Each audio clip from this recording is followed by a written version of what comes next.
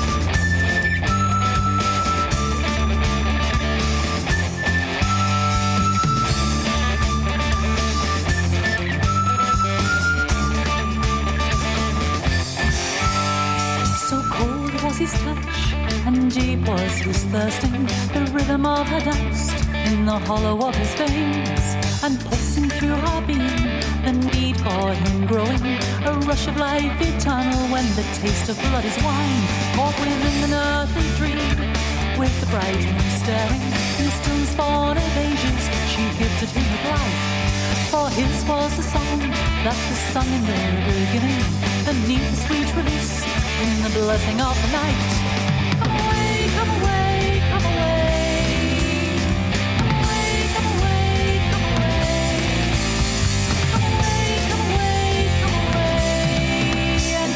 Night with me, just one touch and I'll go with you, just one kiss and you'll be mine, just one taste and I'll bow to you until the end of time, just one touch and I'll go with you, just one kiss and you'll be mine, just one taste and I'll bow to you until the end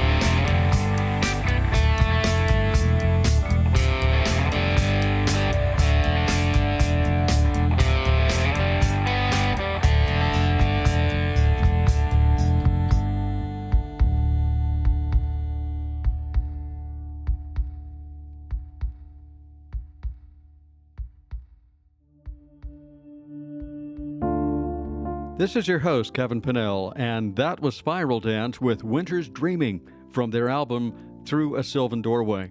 Welcome to this very special edition of Toward a Better Life, episode 100. And it's also the winter solstice Alban Arthurn episode. My goodness, what a great time we've enjoyed together these past years. Thanks everybody for listening and for your continued support for the show. Thanks also for leaving your comments as you have on Apple Podcasts. Please continue to do so. Thanks for subscribing and sharing the show with others in your group, your grove, your family. And as most of you know, Toward a Better Life podcast features like-minded people sharing their stories, ideas, and activities, and what we can do to generate a better life individually and collectively. You may share your prose, music, and poetry or storytelling in the show too. Just send them to me, kevin@towardabetterlife.com. If it's an audio file, please send it to me as an MP3. If you enjoy the episode, if you learned something really good today, as I've sort of said already, please follow the show for your self-development and self-care by subscribing through your favorite podcast platform like Apple Podcasts, Spotify, or Amazon. A free way to support the show is by leaving your review on Apple Podcasts. Please do that. It's a chance to tell us what you think about the show, and it helps others discover it too because it drives the numbers up. Like I said, this is a very special episode. They're all in their own way, though. But that said, the show started with a selection from the great pagan band from down under Australia, Spiral Dance. We'll have another song from Spiral Dance later in the show. And anyway, I welcome Dana O'Driscoll, Archdruid of the Ancient Order of Druids in America, to the show today. She's going to share a lot of great and very practical information about crafting your life, crafting your Druidry, right now on this episode 100 of Toward a Better Life. Dana, welcome. You're from Pennsylvania. How are you? I'm great. Thank you very much. And Dana is well, why don't you tell us a little bit about yourself, just in the sense that you're the Grand Archdruid of AODA, which is the Ancient Order of Druids in America, and You've been that for a few years. So tell us a little bit about the organization and tell us a little bit about Dana and what she does. I already know. Sure. Yeah. So I've been the Grand Archdruid in the AODA since 2019, and I've been in leadership in AODA since 2013. And AODA is a Druid order that is based in North America, although you're welcome to join AODA regardless of where you live. Our goal with our particular form of Druidry is really focused on creating a non-dogmatic approach to nature spirituality that allows people and gives people tools to really connect with their local ecosystem, learn how to live gently on the planet, learn how to engage in reciprocal relationships with the land, and then sort of pick up various kinds of practices tied with the tradition, the bardic arts focusing on sacred creativity and sacred expression and sort of creative expression as magic, so to speak. The ovate arts, which are all about the natural world, which would be everything from like permaculture and herbalism to learning botany. And then the druid arts, which would be what we would consider the esoteric or metaphysical arts, which could be everything from writing rituals to studying astrology or divination. So there's a lot of opportunities in there for people to kind of pick up their own path and craft their own path within a structure and a supportive organization. That's a good way of putting it. You find the path that really works for you. The thing I really appreciate being from now in a Druid sense of mind is I find what works for me, and I don't have to worry about necessarily a hierarchy over my head saying, no, you can't believe it that way. You have to believe it our way. And these are guidelines. Like, if I go out into my grove here next to the house, and if I want to do a ceremony, there are some really good guidelines out there. There are several guidelines. You know it as well as I do, and probably better than I do. But I look at some of these things and I say, okay, that works. And occasionally I'll make an error, Dana, and I won't get it exactly right. And the funny thing is, I don't get struck by lightning, earthquakes don't take place, and I don't get swallowed up in the earth. It's the craziest thing. Yeah, I mean, I think that, well, first of all, I always tell people, like, listen, I'm a dyslexic Grand Archdruid, So I can't call the quarters in the right direction for the life of me. And I warn people, I'm like, hey, I may call north and west or whatever. We're just going to roll with it. So I think there's a lot of tolerance from the top, right, so to speak. But I also think that's another thing we've really worked to think about is like, how do we support neurodivergent druids? How do we support druids with ADHD or PTSD or ones that have difficulty focusing?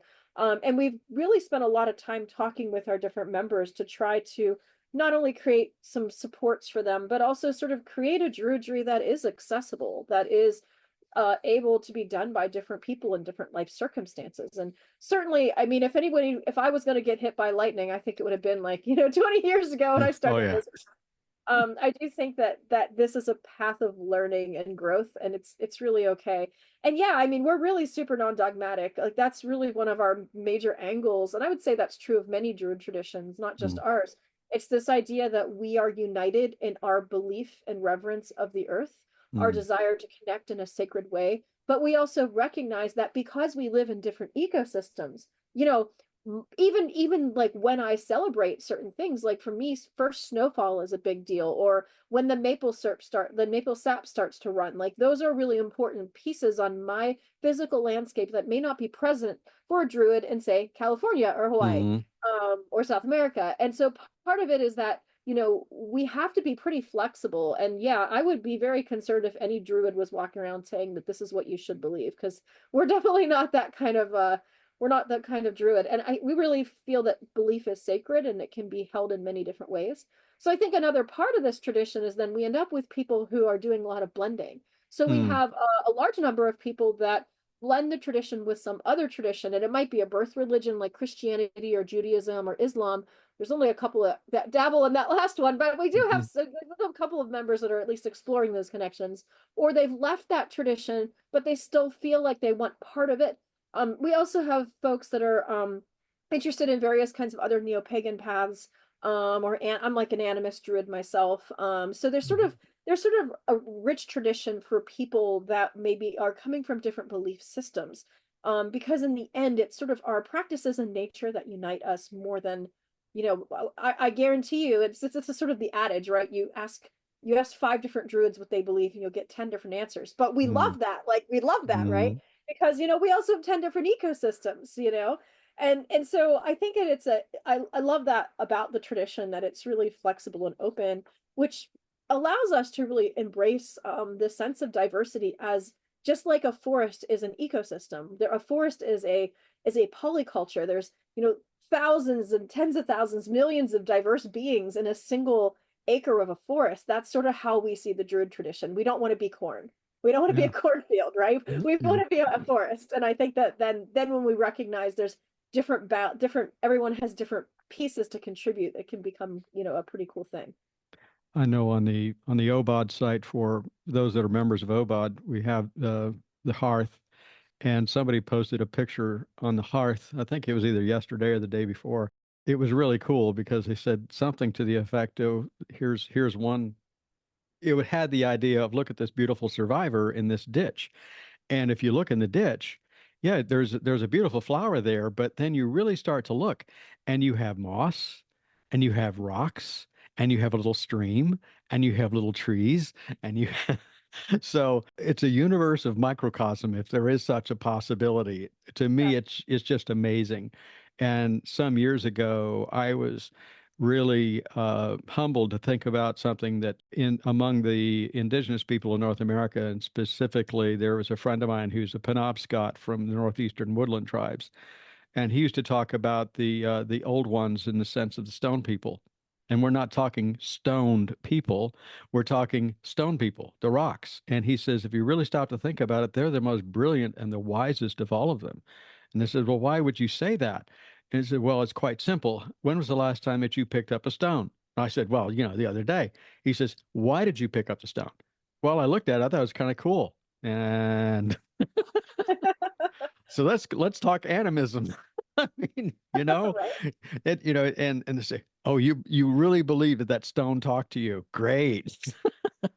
Whatever it is you're having, I really want some. And well, what am I having? I'm having a natural experience with a beautiful world, to me. Yeah. And, Yeah, and I'm having a I'm communicating with another being.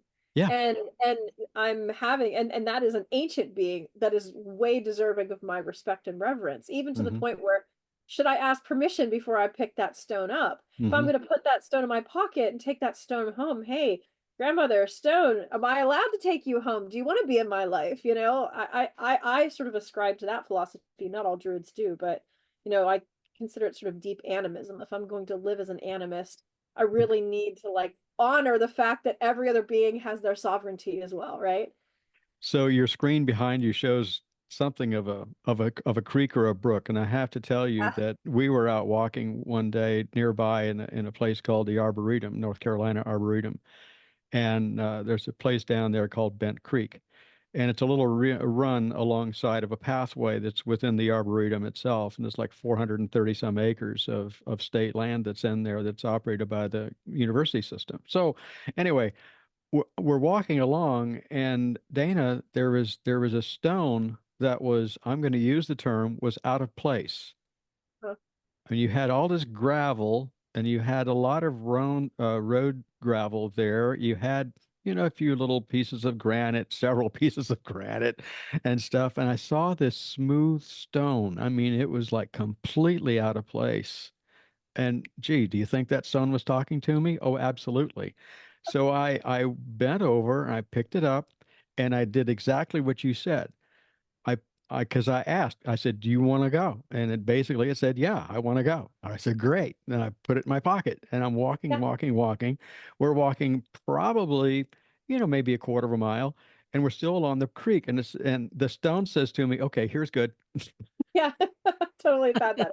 And I said, "Oh, what do you mean? Here's good. You mean in the Oh, no, no, no, no, no, no. I'm a river rock. Throw me in the water where I really want to be." And I did. Yeah. Yeah. And Vicky asked me, says, "What happened to the stone?" I said, "It just wanted to go there." I Yeah. was Yeah. I was its Uber. Yeah. But think about that. Like if you step back from that kind of experience, like I've been thinking a lot about what does it mean to be a good human being? What does it mean to be taking a path towards being a better ancestor than maybe my ancestors have when I think about like my role on this landscape where I live, my ancestors were sort of coal miners and steel mill workers and, colonizers, and thinking about how do I want to offer a different legacy. And I feel like it begins with a conversation with a stone, right? It Hmm. begins with saying, wow, I'm going to respect this, every bit of this earth. If I have to cut down a tree because the tree is leaning over my house and half dead, we're going to have a conversation and I'm going to make sure I honor your wishes. And maybe I plant some of your seeds, or maybe I use some of your wood. We're gonna honor that. And I, like this summer, I kind of have a story, kind of similar story. We have a little greenhouse. We have a homestead here, my partner and we have this little 9 by 18 greenhouse, which was basically a carport that we repurposed into a greenhouse. We framed it out, and it's actually really, listen, if somebody needs a greenhouse and you want to do some recycling, I highly recommend the carport. But we have this greenhouse, and in the greenhouse this year, we've got a big fig tree in there, a bunch of greens. In the summer, it sort of switches from summer to winter crops. There were a couple of wasp nests that decided these wasps took up residence. And of course, like they took one on one side and one on the other. So both doors. And I just sort of spent a lot of time with these wasps. And I was like, you belong here. You're a member of this community too. And I started sort of like just sitting there with them, letting them get used to me. And eventually, like I was able to go in the greenhouse for short amounts of time and gather what I needed to gather, the figs or gather the tomatoes, but I couldn't get too close. And they were very, they'd watch me when I came in, but got to the point where like we understood each other. They knew I wasn't going to bother them and they weren't going to bother me. And I did get stung a couple of times, like when I didn't know they were there. But maybe like 3 or 4 weeks ago, they're all gone now. And now I can put my winter crops in the greenhouse. And I sat there like looking at this empty nest and thinking to myself, how many people in normal American society would go get their wasp spray and spray that nest out of there, and that would be the end of it, right? But to me it's like, no, actually, even though they were inconvenient for me to be there, I feel like I learned a great deal about how to interact whenever I'm respecting someone else's sovereignty, right? When I'm sort of living in this anonymous, and it's like it's easy sometimes, but when it's easy, but when it's hard, it's like those are the times that I feel like it really matters. Like, no, I'm gonna make the decision to live with these wasps and to work around them and to build a relationship. And in the end, you know, they kept their predatory wasps. They were keeping the crops from getting eaten with other things. So it was this really interesting, but I feel like there's so much of that, like, you know, when a lot of people ask me about nature spirituality, you know, people are like, oh, well, you know, what do you do? Like, do you go out and do big rituals in the woods? I'm like, yeah, we absolutely go and do big rituals in the woods. Like, you know, yes, we have druid gatherings, and yes, we get together and we celebrate the seasons. But to me, so much of living as a druid is sort of like those everyday minute interactions that I have with everything alive, right? And everything, and when I say alive, well, I'm an animist, so everything's alive, right? Everything with spirit. And it's like, even to the point where, like, what am I going to do with my single-use plastic? Because that came from the earth. That is sacred, right? You know? And so it's just sort of like that over time, that sort of deep philosophy of animism begins to really change your entire orientation. And I think it's really beautiful. And I think it's worth exploring, even if we're not perfect, because sometimes we're not. Like, sometimes you mess up. Sometimes you pick up the rock and put in your pocket and completely forget to, like, say, hey, do you want to go with me? And then you're like, oh no, right? But you know, I think it's worth striving for, I guess. Well, you know, I've been reading, particularly been interested in historical fiction of late. Anywhere from pretty much around, I think it was around 30 AD up until about the 8th or 9th century. And it's interesting to see how Druidry plays a part throughout that time period and how they were looked at in different lights through the centuries. And that there was the time after the 9th century, maybe even before that, where the Druids, actually it was before that, where the Druids ended up going, I'm going to say, underground, and a lot of the information was shared more from the bard standpoint because it was entertaining, you know, and that was the way to keep the essence of Druidry alive. But rather than going through the history stuff, I think it's interesting about how that a lot of this is coming to light now.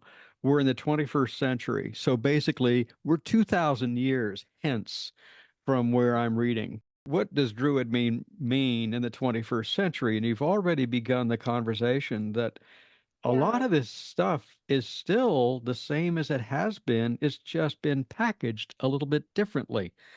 We still see nature as a living, breathing organism, don't we? Yeah. So I mean, I think that there's ways to answer this question, and I'll start with the caveat, which is that, you know, I'm the head of a druid order, and that is a role of service. I don't believe as the head of any druid order, or as any, you know, or anybody in any kind of leadership position has the authority or right to speak on behalf of all druids. So what I'm going to say is, I can say, here's how we think about it in AODA in a general way. Here's how I, as a individual druid, think about it, with the understanding that every druid has the ability to speak on these issues. Although there is a book I can recommend, and it might be somebody you actually want on the show, Larissa White. She just finished her Adept degree in AODA, and she did this fantastic project called the World Druidry Survey, and she surveyed over 700 druids, and she actually found that there are some things that we all agree on. So maybe I can speak about those things. But you know, so I'm sort of saying this with a caveat because I think it's an important part of the tradition that each person has a right to their own gnosis, you know. So when I think about the 21st century, though, what I can tell you is sort of like what I have observed, what I've understood, and then how I think about it, and what I've seen in our members. And I'm also an OBOD. I'm also an OBOD member. I'm an OBOD druid as well, and I was one of their Mount Haemus scholars. And I'm really active in the East Coast. There's like sort of a pretty big active East Coast druid community. I've been to most of the major gatherings. I'm actually going to be the keynote speaker down at the Gulf Coast gathering in March. So you know, so I'm really active in sort of, I'd say, the AODA and the OBOD community. So with that large caveat, I think that there's a couple of pieces, and it's interesting because there's sort of pre-pandemic Druidry and post-pandemic Druidry. And I can talk a little bit about that too, because I think that we've had this massive influx of new members into Druidry. Most Druid orders have about doubled in size from pre-pandemic to pandemic, or close to it. AODA has doubled in size in 4 years, which kind of blows my mind. I know the numbers of OBOD are really high too. I've talked to people in other orders. It's sort of like everybody has grown a lot. And I think what happened is that during the pandemic, people had time to go outside. They weren't doing the things they normally would, like going to movies and going to restaurants and all of these other things. And so suddenly nature became a big part. And I think that a lot of people, and I've talked to a lot of these folks that have come into the tradition the last couple of years, it's like they had that moment, that break from the normal everyday. And they also had these questions that maybe had been in their minds for a long time. And then suddenly like, oh, I've had some space. And why I start here and talking about that is because I think that that actually illustrates a lot of where I see the tradition going and sort of the holes we're filling, in the sense that, you know, we have a cultural legacy. You know, I'm an American here in the United States. We have a cultural legacy that a lot of us aren't really happy about. If all I go out is live like a typical human, well, I'm basically consuming almost 7 Earths, right? If everybody lived the way that I did. And we're seeing the other piece of this is that the 2020s has seen the ramp up of ecological of climate change, of ecological challenges. I mean, you're in North Carolina, like we just saw Hurricane, right?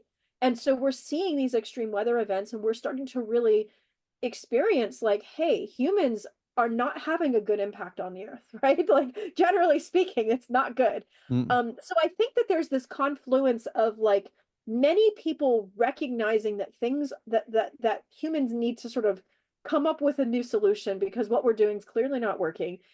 They've had this opportunity, you know, whatever, we're all on our paths, but a lot of people come to Druidry later. It's not a birth religion for most people. Yet this is one of the fastest growing religions, right? Or spiritual paths or life paths, like not everybody calls it a religion, right? And so we sort of have this confluence of lots of people recognizing that, wow, I want to live differently. I want tools to reconnect with nature. I don't have those tools. How can I find? And then two is, whoa, that tree just talked to me, and I need to figure that out. Like, am I going crazy, right?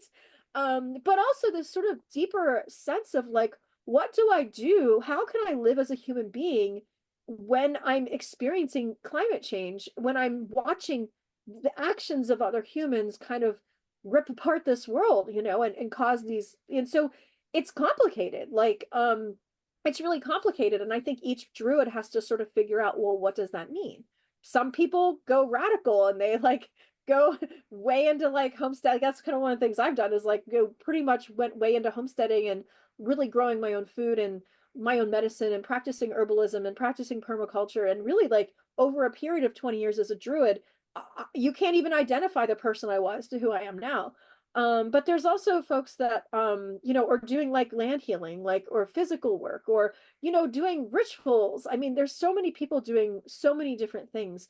And I think a lot of it is sort of like just dealing with this like collective, like, what are we supposed to do? And feeling like there's something missing. And as soon as we get back into nature, it doesn't feel that way. So how are people getting to that? And boy, how I answer that question in 2024 is really different than how I would have answered it for you in 2004 or 2014.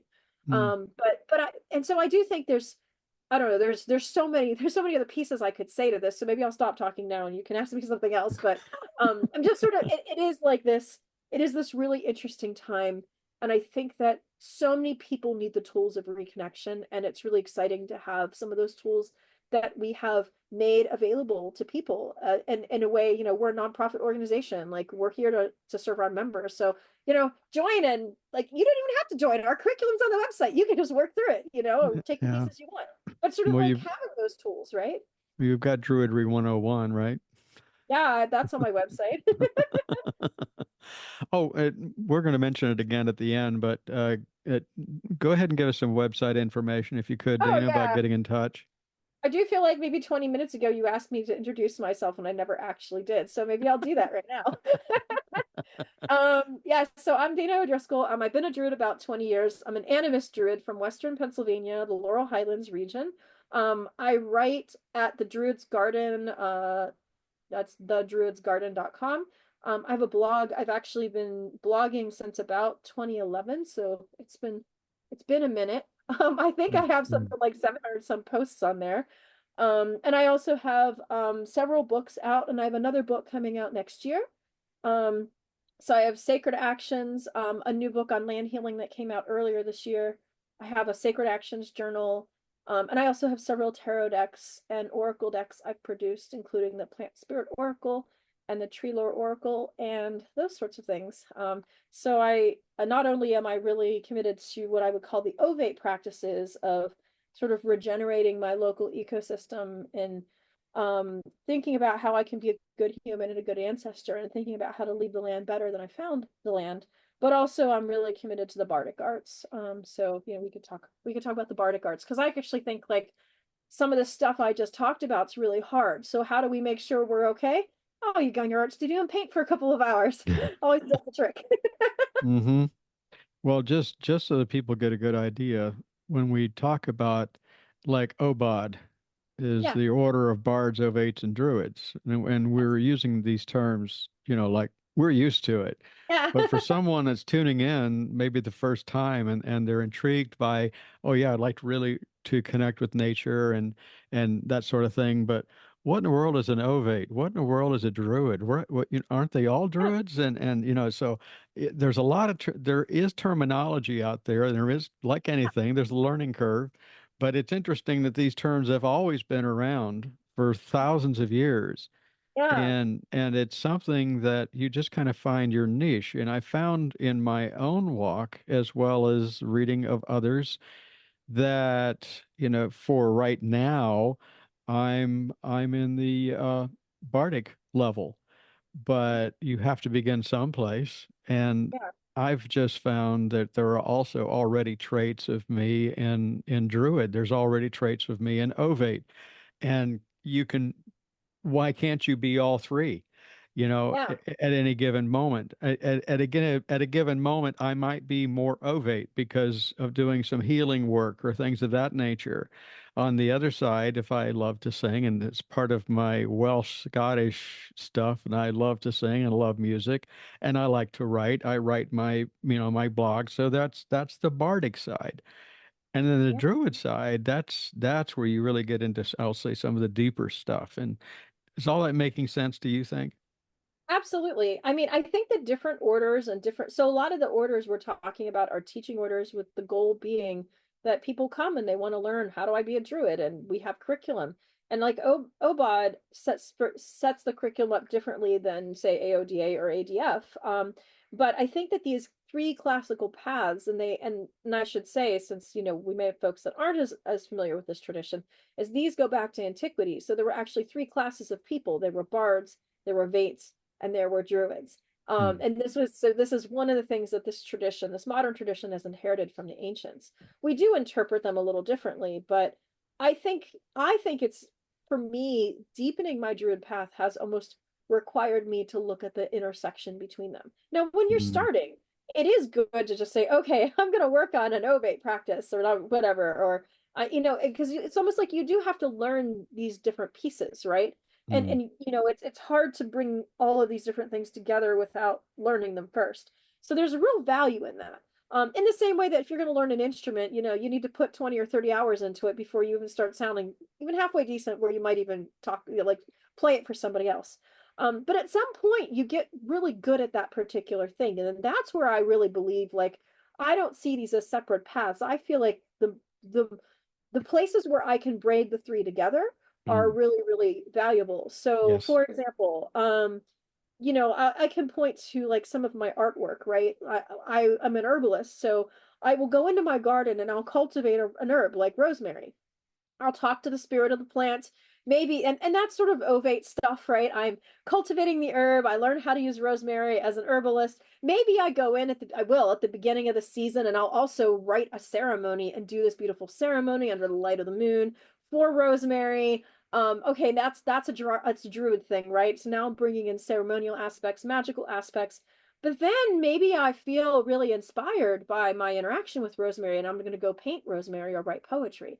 And suddenly now I have this magical painting, which can be used for spirit journeying into meeting Rosemary. I know her medicine, I know her magic, and now I've cultivated a relationship with Rosemary that has transcended any one of these paths, but that hasn't been enhanced by all of them.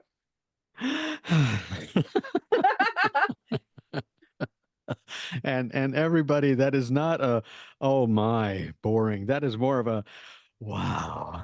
Yeah, yeah.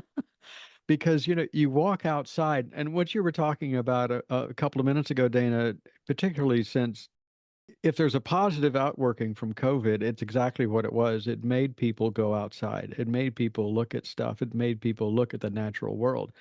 One of the biggest downloads that I have for my program was done a few years ago, and that was forest bathing.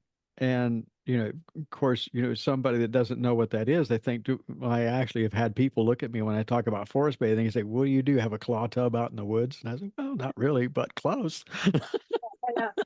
But you go out and you connect, and that's what fascinated people is how you can connect with the natural world. And there's so many simple ways of doing it. Don't complicate it. Just Yeah, yeah, go out and sit in the woods. yeah. And yeah, Listen, that's one of the most valuable lessons there is. Go out and sit in the woods, and better yet, go out and sit in the same spot over a period of time and just observe what happens. It's really simple. in some of the early stuff, studies with herbs and so forth, there was a plant biologist that I worked with up in the Northeast. And he says, if you really want an experience, go out and sit by one particular group of plantings in one particular given area and do exactly what you said, Dana. And what you end up learning is you learn what that plant looks like year round. Yes. You can see it as the twig. You can see it as it begins to bloom. You can see it when it sprouts new life. You can see it in its floral stage, and you can maybe even see it in its fruiting stage. And then you can see it start all over again. And then, of course, what do you see? That it's not linear living. It is a round. It is a circle. It is, yeah, it's a circle of life. And it's So beautiful. maybe then you sit there with your plant and then you do your meditation there each day, and or maybe you draw a card, or or even a little druid practice, and then maybe you bring your sketchbook or your notebook or your flute, and then you maybe play some music inspired by the plant, and suddenly you're weaving that tradition together. I think, like, as you get further in the Druid tradition, this kind of thing happens more and more.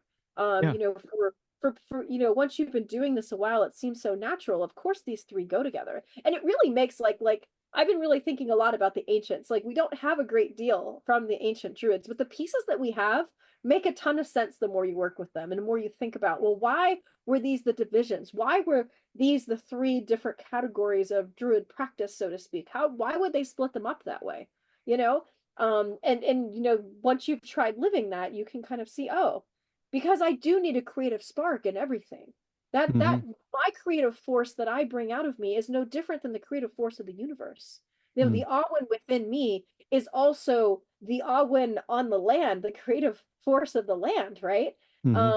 And my ability to connect with the metaphysical realm, with the hidden places, is no different than the land having these different cycles and seasons. Oh, there are hidden seeds in the dirt. I don't even know they're there. Then 20 years later, there they are coming up, or 100 Uh-huh. years later. So it's Uh-huh. so interesting how we think about these aspects of our human lives that are mirrored in nature, and that nature teaches us, because we are nature and we are part of nature. And that's, I think, another big part of the tradition, is like being able to say it's okay that I'm part of nature. Like, I belong here. I'm a part of this ecosystem too. And how do I become a good part of this ecosystem? So I think it's really interesting to think about that. Um, and it's amazing to me, just like, if you just like put your phone away, get rid of your screen, and just Oh, go out and enjoy nature, oh you know? no. I can't do that. You got to. I just wrote about this on my blog maybe like a month ago, and I even designed artwork. It's ditch the screen, embrace the green. I literally have it here somewhere. I could show it to you. That does a lot of good audio wise. Yeah, I know. I was just saying, I guess I won't show it to you. You can still show it to me. I'll just Yeah, try to describe it to everyone. yeah. Or you could just put the picture with the show notes. There you Um, go. Oh, you could do that. Yeah, yeah, yeah. But it's a beautiful thing, and you get really, you know, brought into the whole process. And one of the things I've looked at too of recent is magic. And when you say magic, I mean, thoughts of Merlin, thoughts of even more contemporary, I'll say it, Harry Potter. And if yeah. you really look at some of the interesting inroads of J.K. Rowling's books, you'll Mhm. find out that Harry Potter stuff is a lot older than what you might think it is if you really get into it and really examine it. And magic is really interesting in and of itself. Magic Yeah. is not just pulling a rabbit out of a hat, but magic is watching a little tiny seed become a plant Mhm. and Yeah. watching that plant flourish and Yeah. watching that plant heal somebody. If that's not magic, I don't know what is. Yeah. Watching a stream and watching a salamander, watching anything like that, and it becomes magical. So magic is not something's poo-poo, and it's not occult. It's not dark. It's well, there are versions of it out there, but I look at it more from the light version of helping people reconnect, of helping people heal, of helping people in so many different ways, even nourishment and so forth. We live surrounded by a pharmacy and a food store, but we don't know it. Yeah. Yeah, I mean, and I think there's lots of different approaches that druids take to magic. Um, Mm, and so like, I mean, I don't really think that a lot of people in this tradition really are into anything dark. Like that's just not, no, it's not, it's just not really, I mean, no. in the sense, it's just not really where we're at. I think there are plenty of traditions that do a lot of that. That's not really ours. Ours is more like, oh, how do we connect with the land in different ways? And so a lot of the magic that druids do, and I point to like the old wassail traditions, land healing, land blessing, the kinds of things that humans did embedded in landscapes for millennia. I mean, before we had recorded human history, we know humans were going out, they were making various kinds of offerings to ensure abundant harvests. I mean, like that's to me, that's really old. I mean, we're talking the oldest magic there is. But if I go out into my landscape in the culture tradition of my own and wassail my apple trees and send that energy, and I have ways of raising energy my tradition has taught me, I can do a great deal of good for not only that apple tree, but all the surrounding fruit bearing trees and nut bearing trees. So that's one example of magic that a lot of druids do is sort of land healing, land blessing. Protective magic is very popular. But I also think there's like a whole like inner landscape that we also think about, like an inner grove and being able to meet guides and working on your own stuff, just Hmm. working with, so there's sort of this magic without how do I be a good human on the land where I live, or how do I craft an herbal remedy that could have both physical and metaphysical healing, spagyric alchemy, for example, being one of those examples. But also, how could I use meditation and journeying and these other things to more deeply understand myself and build a relationship, a different kind of relationship? So maybe in addition to me growing my rosemary plant, now I'm going to meet Rosemary in my inner grove, see what she looks like, and then go Hmm. on a journey with her where she teaches me her deepest teachings. Yeah. She gives me her own initiation. So there's sort of like that's a big part of a lot of the magic I think that druids do is it's still magic of connection. It all comes back to how am I connecting and how am I building and deepening that connection. But I mean, other people do other stuff too. I mean, again, in a tradition that allows for people to explore their own interests and that has flexibility, you'll see lots of different approaches to magic. But I think that the ones I just described are some of the more common ones. And I think another one that a lot of people use is like various kinds of divination systems. Hmm. Sometimes as magical tools, sometimes as more tools just to say like how's the weather going to be today. Mm. With Ogham, the Celtic tree alphabet, the Ogham is a very popular one for druids. And we're coming into a magical time of year, and this is coming out, as we already talked about, around what's commonly referred to as the winter solstice, and another term for it is Alban Authored. And it's a magical time when you think about it, and it's one of eight. And you can divide that again and say it's one of four because it depends on your perspective and what exactly are you looking at. But Dana, these celebrations have been around for thousands of years. Yeah. And we look at them and say, why is it that we celebrate it now instead of 6 months from now? Yeah. And I saw something recently back around, um, I'm going to say the traditional way, Halloween. Another term that we would be used to is Samhain. And it's interesting that somebody posted something that said, Samhain, yes, is basically October 31st through November 1st. But they said astrologically, Samhain It was actually November 6th at 2:45 in the Yeah. morning. Yes. Yes. So the Yeah. calendar That's has a really lot to do with this stuff, even though we would say, okay, so this is celebrating this for December 21st. And what surrounds that? Oh my goodness. And, there's so many different things when we think about that. Oh yes, Christmas. Yay. yeah. But but if you look at it from another perspective and say, what's really going on? So what are we really thinking about for December 21st? Yeah. Yeah. I mean, I can say some things. I think that what's interesting is that everyone in the world, the path of the sun is the path of the sun. We all have the balance points, the two equinoxes. We all have the light, the day of greatest light and the day of greatest darkness. And it doesn't matter where you are in the world, those things are true because those are part of the sun, right? Now they might look different. If I live in Alaska or Iceland, that's going to look really different than if I live in Florida, right? Hmm. But the daylight and the balance of light of the path of the sun is really consistent across the world. I think where things get kind of tricky is where do the other four holidays fall based on whether or not you even have four seasons. Uh-huh. But assuming that you're saying, okay, well, I'm thinking about the time of greatest darkness. In the Druid tradition, well, obviously we don't really, a lot of us don't really play around much with even with like dark, the negative work, I would say, black magic.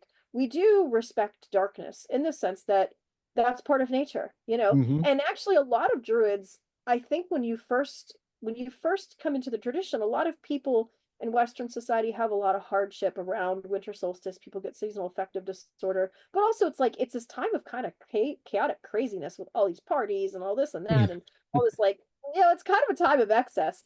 But it's interesting because embracing what is happening in the ecosystem, like especially in the time between Samhain and winter solstice for most ecosystems, is that's a time where the land goes fallow. Like if you're in a temperate climate, like I'm here in Western Pennsylvania, and in between the Samhain and the winter solstice is everything.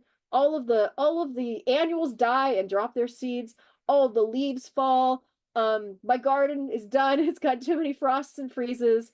Um, and the perennials send all of their energy into the roots. So to me, that's a time of rest. The Yes. darkness being a place of rest, of quietude, of time for me to slow my own clock down, time for me to reflect inside what is present in my landscape, and time to recognize that the light will return and to sort of come at. So I think a lot of people do, I mean, like candlelight evenings, where you get rid of, again, all the screens, all the artificial light, and just live by candlelight for an evening, or walks in the darkness. I mean, there's all sorts of interesting ways that you can really recognize and be part of what is happening on the landscape. And then think about, for me also, and for a lot of druids, it's like, how do we mirror internally what's happening externally in the ecosystem? Not necessarily in the craziness of human society, because Mm, mm, Christmas, the whole holiday thing is like kind of intense, but more like, how am I celebrating that dark time?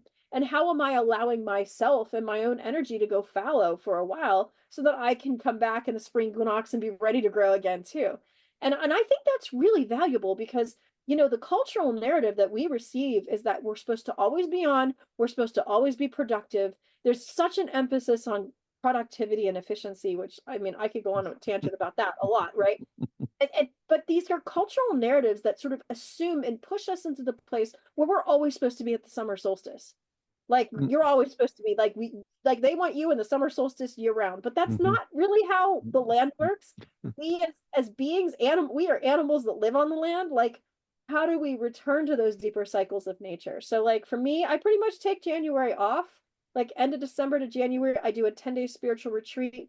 My work allows like I have sort of a time period where I'm a professor, so we have about 3-4 weeks before the new semester. I get all of my course prep done prior to finishing up for the in December, and then I just take this period of quiet time. I don't schedule anything, I don't see anybody, and I just really go deep, and I just really try to embed myself in the landscape. And honestly, it's like one of my favorite times a year because I've cultivated this to allow myself to giving myself space to not feel that I have to be productive, that I have to write or do or say anything or go anywhere or show up anywhere, and I could just be. Now, not everybody has that kind of, I mean, I still have my responsibilities to my homestead and our animals and my geese and everything, but I But think that like allowing that kind of space at the winter solstice is so powerful, you know? it, it is because we look at it, and as you're saying, Dana, it's a time to rest.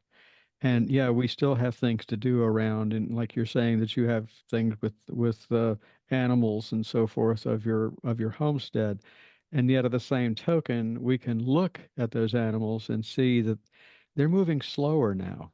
Yeah, they are.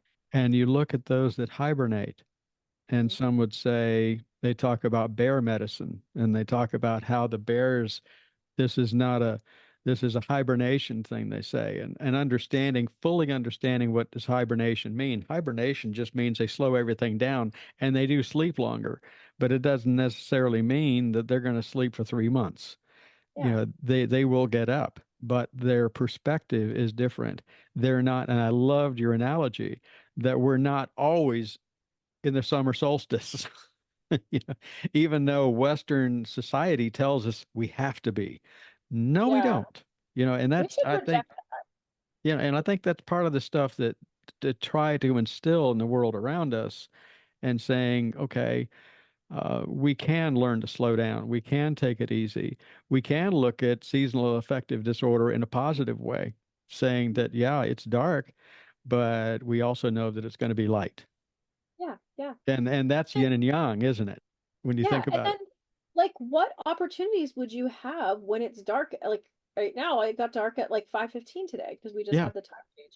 So what opportunities do you have when it's dark at 5:15 that you wouldn't have when it's dark at 9 o'clock? Mm-hmm. And thinking about like how to lean into that, you know, and like, we've done various kinds of celebrations for winter solstice, in my grove. Sometimes we do like an all night vigil where all of us, about 15 of us, plan on at least one of us being up or staying up. I'm usually like the person who goes to bed early, and then because I have the animals, I usually take care of them in the morning, and then I get up at like 5 a.m. and do our last 2 hours. But like even honoring that, even just something as simple as like going out and honoring that sunrise, like after those 14 and a half hours of darkness. And what does it mean for the sun to rise after such a long period?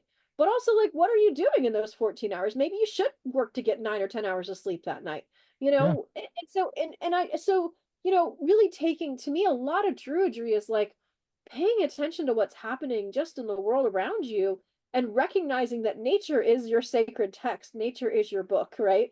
And Mm-hmm. if all that you do is pay attention, really embed yourself, like sit spot practice we talked about, the observational practice, learning about different aspects of your ecosystem, paying attention, just being present in the same place every day. It's amazing how many things you can learn just by doing those simple practices. And those simple practices over time become very profound. So, I've been celebrating the winter solstice almost 20 years, and it's sort of like how does each time I celebrate it allow me to think about my embeddedness in that cycle and then deepen, almost like a spiral, deepen my understanding of what it means to go through that cycle and evaluate, hey, have I slowed down yet for the year? And if the answer is no, well, hey, guess what? Perfect opportunity, time to slow down for a while. Uh-huh. And really make sure that that's like a place of self-care too. So I think that these holidays that we have and sort of this whole tradition of thinking about, regardless of what wheel you might have, because a lot of people don't have a temperate seasonal wheel, right? Mm-hmm. And a lot of people might develop their own wheel. Some people only have 2 seasons, or some people have 3 seasons, some people have a rainy and a dry season. Mm-hmm. Probably you're going to do the solstices and equinoxes, and then you might have other pieces, right? Because something like Imbolc or Samhain may not make sense to you. So there's also like flexibility in the tradition for that. But I feel like the sun path, everybody, we're all on this planet. And the sun and the moon paths, everybody kind of has those. We do. And it's just a matter of learning how to live with them and live within them and be a Yeah, part of them. yeah, and be a part of them and not fight against them, but Yeah. actually be embedded in them. And what does that mean? What does How it does that mean? mean?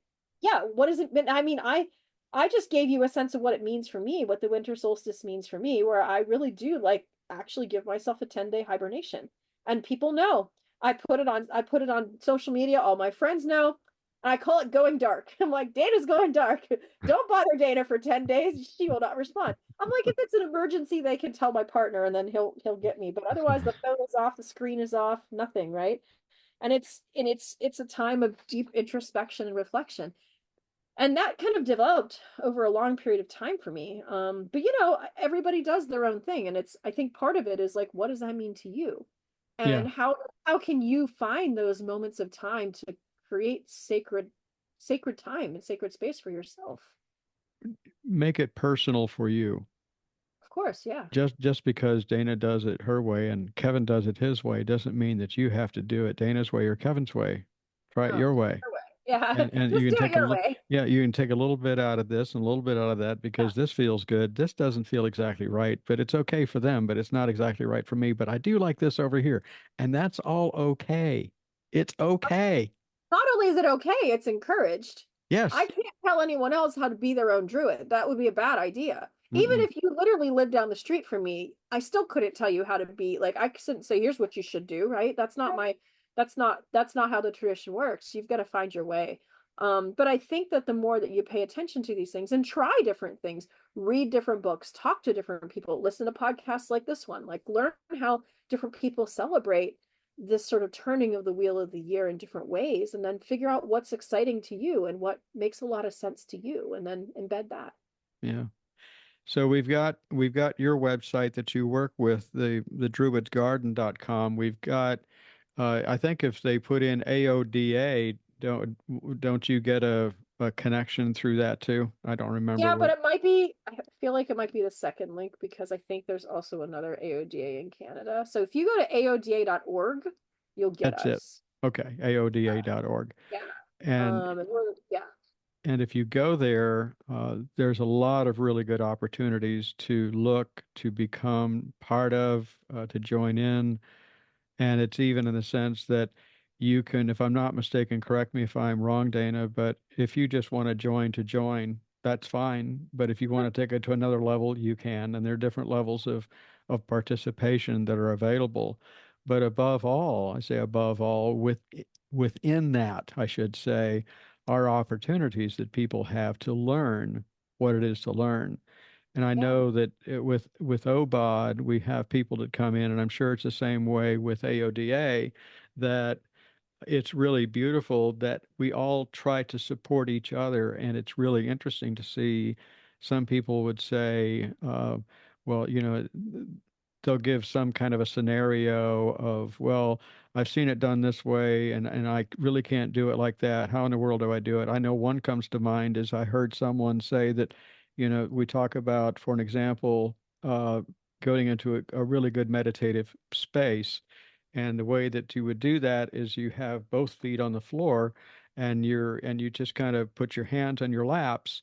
And they made a statement saying, but I'm short. My feet don't touch the floor. Yeah. It's And fine. that's okay. And No, we it's don't care. okay. If you want to visualize it, visualize it. Yeah. That's therein goes the magic, and Yeah. you work within your parameters. Is there Yeah. anything else that you can think of that you would want to share with our listeners today about, Druidry in the 21st century that is significant for you?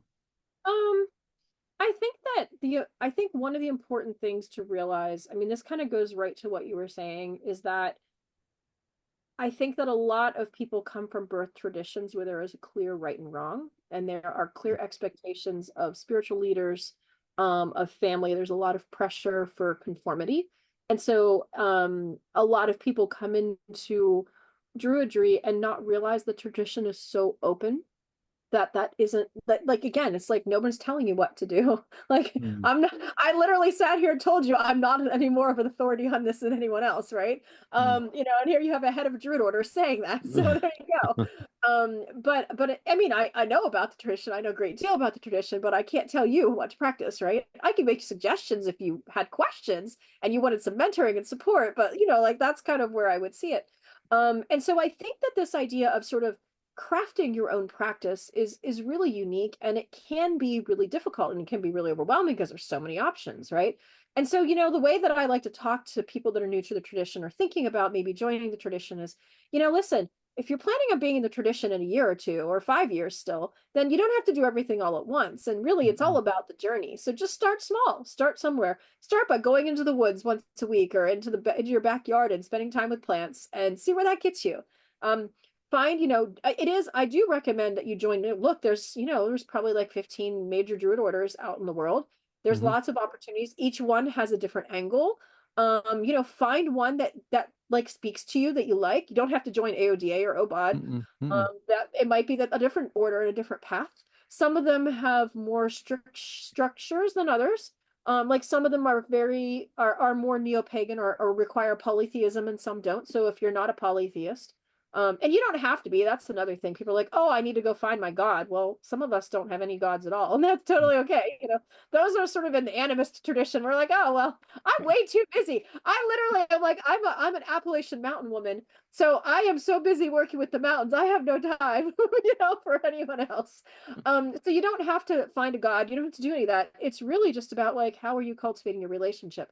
And so this is to say that there is not like, I don't want to say like, there are definitely things that are better to do and worse to do, and some things that are worse to do could get you in trouble. So, it's important to do basic protective work and things like that. But I think that the tradition is really open and flexible. And so it is really a matter of you being able to be empowered to say, what does this look like for me? Yeah. And just have fun with it and experiment and be curious and be creative, because that's going to allow you to really craft something that's really meaningful and valuable to you, that's unique to you and your own path. And don't be afraid to blend. If you have a tradition that still speaks to you, but you want something additional, like, by all means, dabble, blend, like, see what happens. There's other people probably doing it too. Find your people. Yeah. If you have a chance to meet people in person, that's the only other thing I would say is like, it can be really lonely. The good news is that the Druid tradition is about doubled in the last 5 years. So you have a much better chance of meeting somebody now than you did before. See if you can get to one of the Druid gatherings. There's different gatherings you can ask around. It's wonderful. Like attending a Druid gathering, for the first time is an incredibly good experience. Getting a group initiation at one of those, attending group rituals together, because there's this sense when you're on your path and you're by yourself that you're like, am I crazy? Am I alone? And it can be. And so having some kind of community and some kind of people that's like, yeah, I talk to the trees too. Like, it's really okay. Like, you're not crazy. And it just finding your people. So I would say those are some of my pieces of advice to people that are new to the path, or that want to learn more. I think it's just about sort of embracing this as a really different thing than you might have grown up with, and sort of setting aside the expectations and belief system of sort of how religion should function, and allowing yourself to be open to like, wow, actually, it could be something completely different. And what does Dana do to create a better life for herself? Oh man, I think that's a kind of a wow. Okay. In 2 words or less. Sorry. Create. To me, I think there's 2 pieces that I really think are really important to crafting a better life. One is to recognize that I'm a force of healing and that I can be a force of good on the land. And so I've dedicated a lot of my own personal life and practice to regenerating and healing ecosystems and learning how to be a good steward and a good caretaker and guardian of those places and of the mountains. And to me, that is me living a higher purpose and me feeling like I have work that's worth doing. So I would say that's one piece, feeling that I have work that I should be doing and that I'm doing, it's like you have a purpose and you're following that purpose, right? How do you get there? Yeah. Right. And I think the second piece is also just really embracing myself as a creative person and allowing that creativity to spiral, and creating a lot of unstructured time where I can sort of just be creative and see what happens. That has been really valuable to me. And that's something the Druid tradition opened back up for me, because I grew up in an artistic home and then I sort of abandoned those things for various mostly economic reasons. And being able to cultivate that and really embrace that role, like that artist and musician and writer, and make those core parts of who I am, and use those for deep healing. I mean, I never have a bad hour when I spend an hour in my art studio, so so I think those are the two ways that I would say are most important to me right now. And of course, connecting with nature, and that's sort of a given. That's the underlying element. Yeah. Well, Dana, this has been a very eye-opening and heart-opening opportunity. I really do appreciate it today. And thanks for being a part of Toward a Better Life. Thank you. Thank you, Dana, for guiding us with crafting our druidry and our lives to connect better with the natural world around us in celebration of the winter solstice. You may connect with Dana O'Driscoll through her website, thedruidsgarden.com. That's thedruidsgarden.com, and through the Ancient Order of Druids in America at AODA.org. We're going to close with another selection, by the way, from Spiral Dance in a moment, Dark Days on Haze. And you can check out and download more from Spiral Dance on their website, spiraldance.com.au. To make it easy, there are links for both Dana and Spiral Dance in the show notes. Don't forget, if you're seeking insights and advice on how to create a better life for yourself, please visit the website, towardabetterlife.com, for more episodes of Toward a Better Life, my blog, more ways to enhance your spiritual journey, including workshops and online classes, and even a few products to assist you on your journey, including the copy of my book, Two Feathers Spiritual Seed Planter. I also offer Toward a Better Life virtual and in-person sessions. Send any inquiry to Kevin@towardabetterlife.com. That's Kevin@towardabetterlife.com for details. If you enjoyed the episode or learned something good today, please follow and subscribe to Toward a Better Life through your favorite podcast platform, be it Apple, Spotify, or Amazon. And whatever you choose, be sure to leave a review on Apple Podcast. If you've got questions, or if you'd like to share a story, music, prose, if it's an audio file, please send it to MP3 file. Or if you want to be my guest, please write to me in any regard, Kevin@towardabetterlife.com. That's Kevin@towardabetterlife.com. Until next week, enjoy a fabulous winter solstice, everybody, and your journey toward a better life. Now here's Spiral Dance with Dark Days and Haze. Enjoy, and blessed be.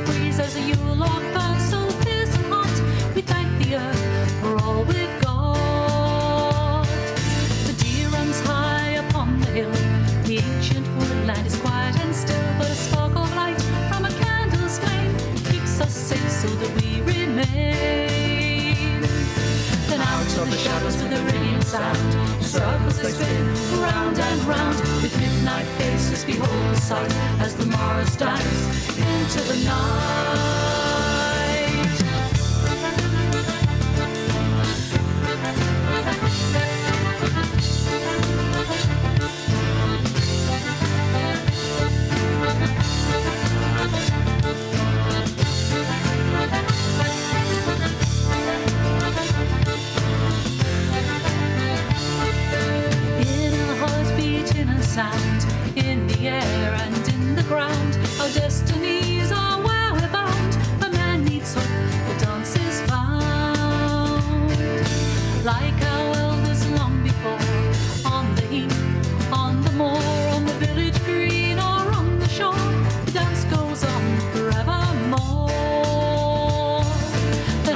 the shadows with a ringing sound. In circles they spin round and round, with midnight faces behold the sight, as the morrows dance into the night.